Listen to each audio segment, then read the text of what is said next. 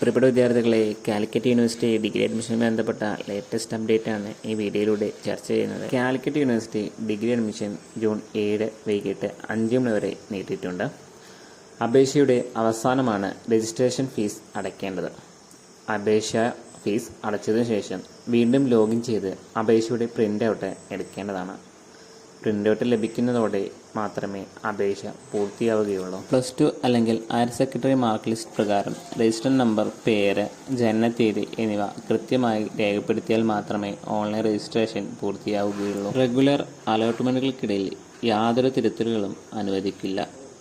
2022, 23, 24 വർഷങ്ങളിൽ VHSC NSQF സ്കീമിൽ +2 പാസ്സായ വിദ്യാർത്ഥികൾ NSQF ബോർഡാണ് അപേക്ഷയിൽ രേഖപ്പെടുത്തിയത് എന്ന് ഉറപ്പുവരുത്തേണ്ടതാണ്. അപേക്ഷ സമർപ്പിച്ച് പ്രിൻ്റ് ഔട്ട് എടുത്ത വിദ്യാർത്ഥികൾക്ക് ഓൺലൈൻ രജിസ്ട്രേഷൻ്റെ അവസാന തീയതി വരെ അപേക്ഷ എഡിറ്റ് ചെയ്യുന്നതിനുള്ള സൗകര്യം സ്റ്റുഡൻസ് ലോഗിൻ തന്നെ ലഭ്യമായിരിക്കും.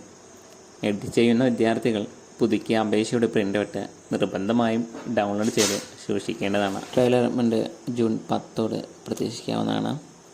തുടർന്ന് ഫസ്റ്റ് അലോട്ട്മെൻറ്റ് ജൂൺ 15, 14 ഒക്കെ ആയിരിക്കും. വീഡിയോ ഉപകാരപ്രദമാണെങ്കിൽ സപ്പോർട്ട് ചെയ്യുക. Thank you for watching.